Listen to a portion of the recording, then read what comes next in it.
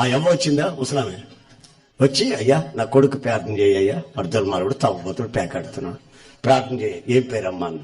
రమణ అన్నది. రాసుకున్న రమణ కొడుకు ప్రార్థన చేస్తానమ్మని. చేస్తే కాదు, దీంట్లో చెయ్యి, దీంట్లో చెయ్యి.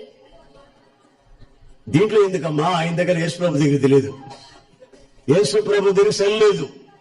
మీ మామూలు ప్రార్థన చేస్తా వింటాడు. వెళ్ళమని కాదు, దీంట్లో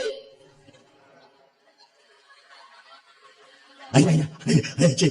చెయ్యి తీసుకున్నా.